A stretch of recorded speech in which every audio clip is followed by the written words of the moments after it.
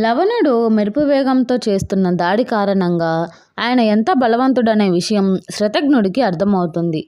కష్టంగా లవణుడి నుంచి తప్పించుకుంటూ శక్తివంతమైన అస్త్రాలను వేస్తూనే ఉంటాడు. లవణుడు చేసిన దాడికి శతఘ్నుడు స్పృహ కోల్పోతాడు. అందువలన తన శూలాన్ని తెచ్చుకునే ప్రయత్నం లవణుడు చేయడు.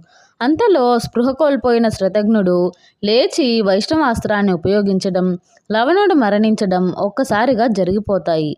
రాముడు ఎప్పుడూ సీత గురించి ఆలోచిస్తూ బాధపడుతూ ఉండటంతో రాజ్యంలో కరువులు వస్తాయి. ప్రజలు బాధపడుతూ ఉంటారు.